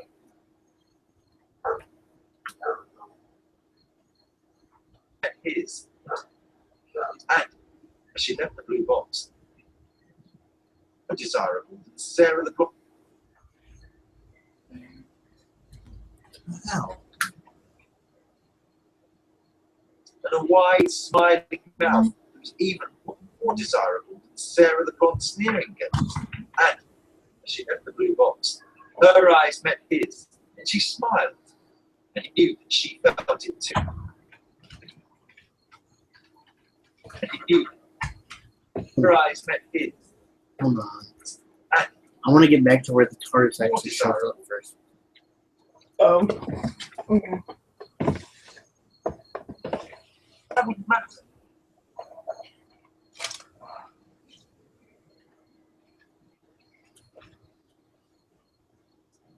He was probably about 18 or 19, but that wouldn't matter because he was really mature for his age, and she had dark blonde, Oh, come on.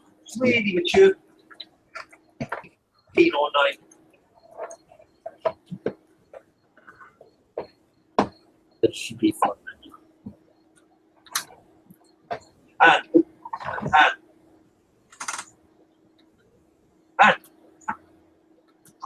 he got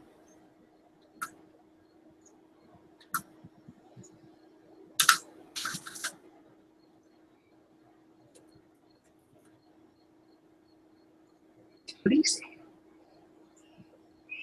Like a very long. Hey, high up on the street, a man,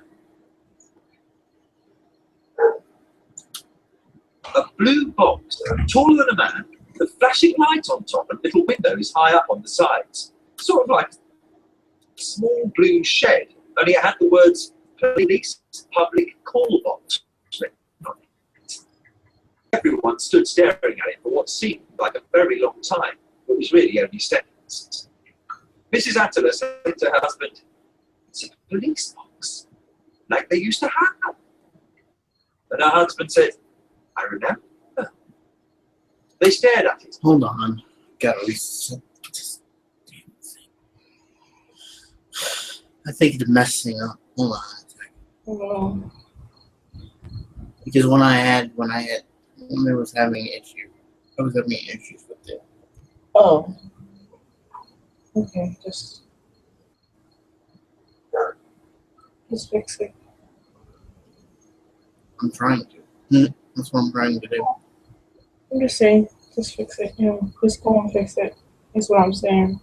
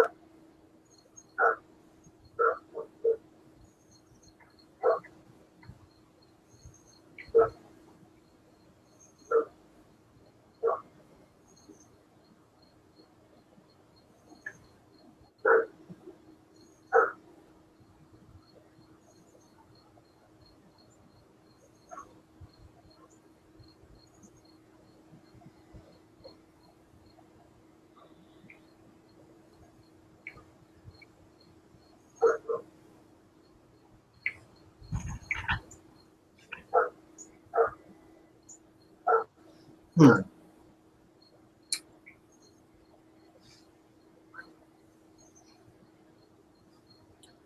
Um.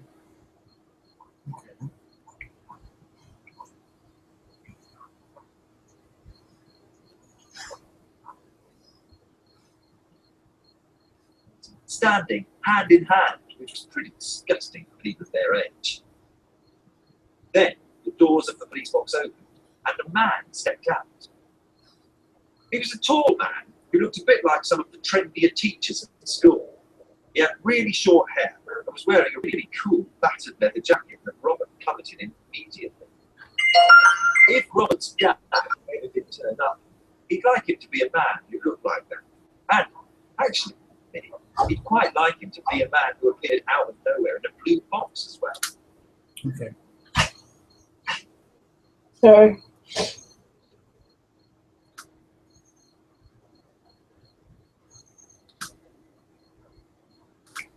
I have to reload it on Facebook.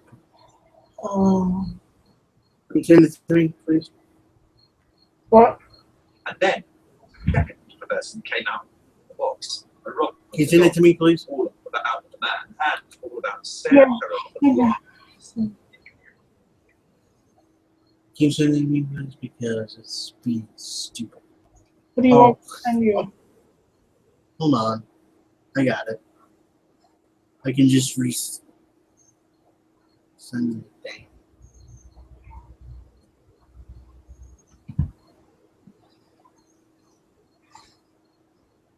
I can just resend the. I can just resend the damn thing to my phone. We open it that way. Oh, Hopefully it won't mess up.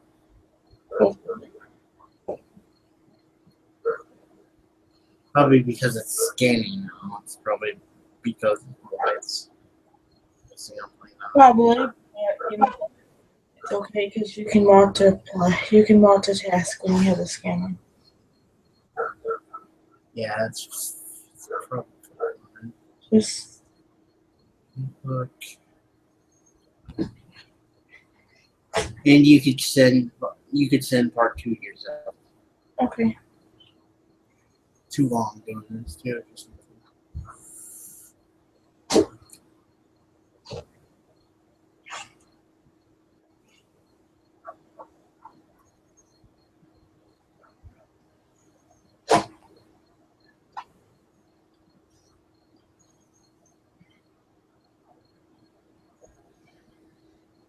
Do you think I should just get off? It's about 7 right now.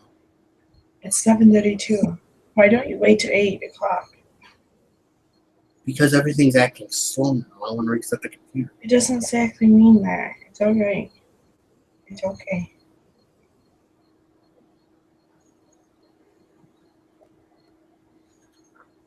Hold on. Well, as I'm waiting for this thing to load, I'm gonna They ran out, man. I ain't got no benefit. access. What can you say? That's a good man. That's all you got to do. Do the right thing. Even as an adult, babe, something you never do in front of your parents. Get naked.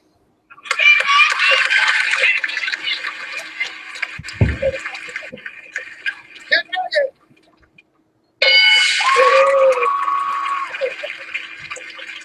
Marcel, let's go, man. Even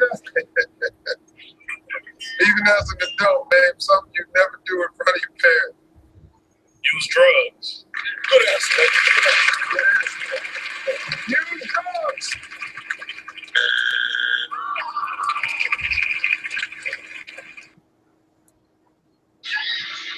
Real.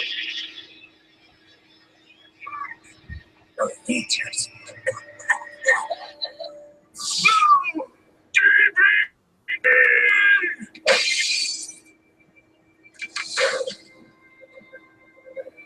The hour is near. Hurry, my brothers. Are you sure about this? Yes.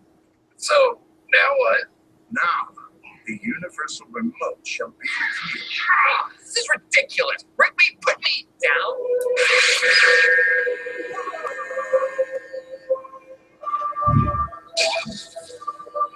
Sam,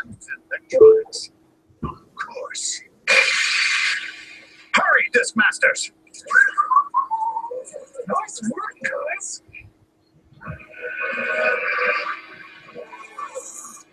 Behold, a universal remote. Looks like a swordless stone type too. Since I'm clearly the strongest, I'll probably have no problem pulling it out.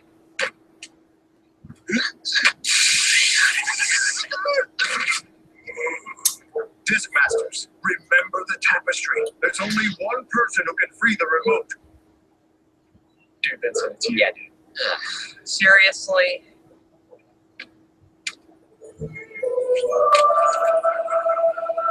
I actually did it. Muscle Man couldn't even do it, and I actually did it. You guys go through this every time you want to watch a Laserdisc? Yeah, pretty much. Not so fast, Guardians! We've got you surrounded. Give up. Who are you? Are you really that dense, old man? Microfiche knew who I was. TBD! Way to crack the jewel case, Laserdisc Holmes. Or should I say, Sherlock Father? I have a son? Why am I not surprised? Another cheap knockoff of the real deal. Cheap knockoff? Not only do I hold more data than you, I'm smaller and more compact too. Huh. Hate to break it to you, kid. All through history, man has favored large things. Large horses, large bank accounts, large ice cream sundaes. Nobody's gonna want this. Size matters. Laserdiscs are everywhere now. Yeah, good luck having people switch to DVD. It always stands for disc that's very dumb. Whoa! It stands for Digital Versatile Disc. You'll know DVD soon enough. Meet my new ally, Internet. Neutralize obsolete formats. With internet controlling my army via Wi-Fi, the world will quickly know DVD. Bow down to your new master, Father. Never. Okay, can we just... Look, I don't know if you know, but I'm the 5th disc master, so DVD, say goodnight. What's going on? Enter DVD device code. How do we get the device code?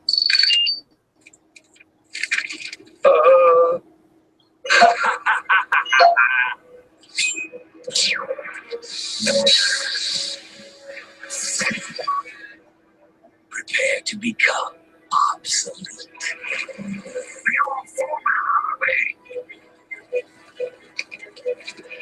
Not so fast, DVD. Who's that? That's ENIAC, the first digital computer. You didn't expect us old formats to step aside while you make these poor video store clerks learn a new format, did you? Yeah, they're not paying us enough to learn new stuff, man. Charge!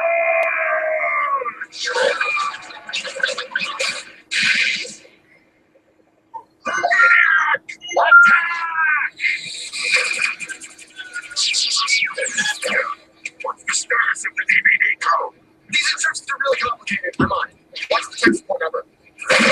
Take shelter. We'll hold them off till you find the code. Initiate firewall.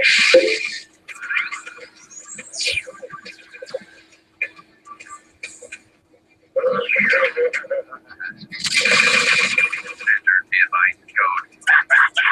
Person! I want to speak to a live person!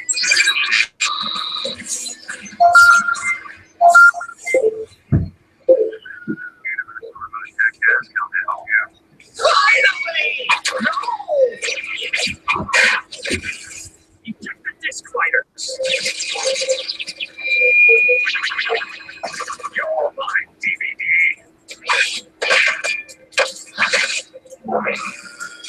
Ha! That was just an alternate ending. Here's how it really is.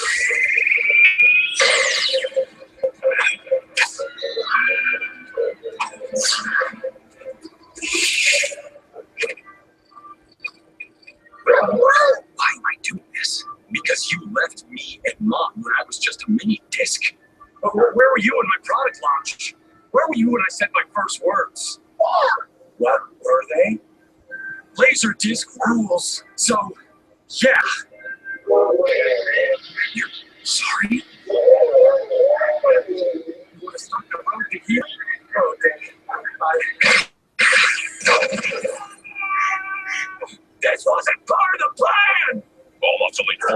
be neutralized. I'm not obsolete, idiot. All obsolete formats must be neutralized. Stop saying that. Special features. Nobody cares about special features. Only content matters. I can stream it directly to their PC, laptop, or tablet. TV is dead, and so are you. Have a heart? 404, not found. Streaming content. Try this one out. 73928. Look lively through. It's like we got a filthy set DVD. Come on.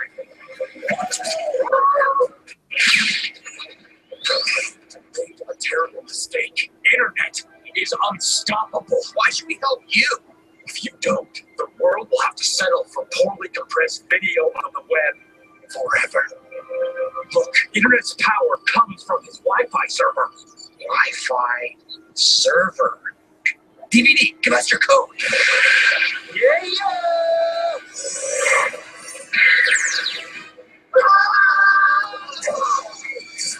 Termination incomplete. Must neutralize all threats. Rigby, the remote. Remote cannot control internet. But we can control everything else. Guys, now!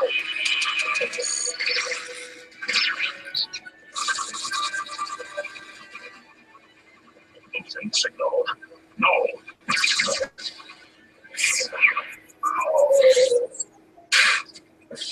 The Discmasters have triumphed. The format wars are over at last.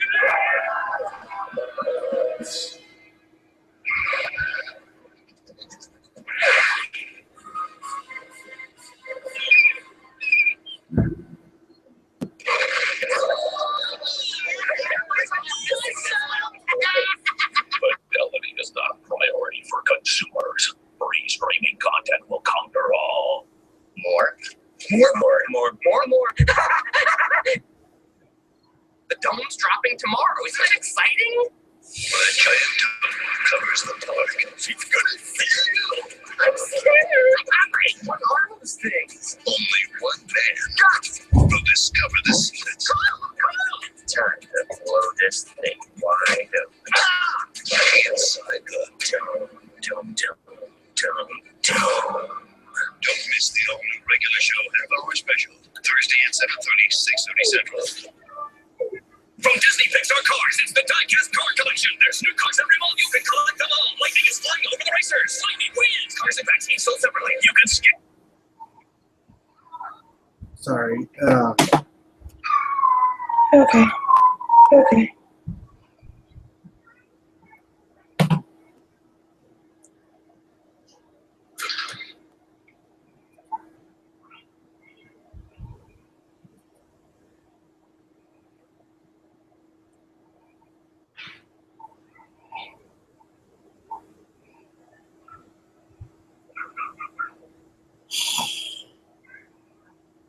Hold on, I gotta.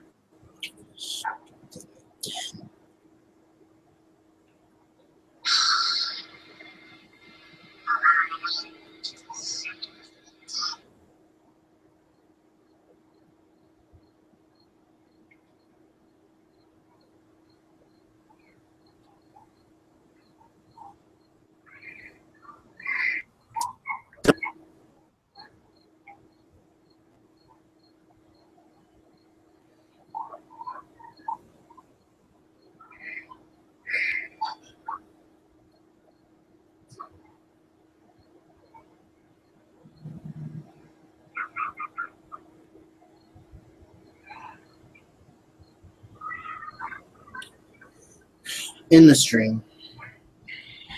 Alright, see you guys. See you guys later. Bye.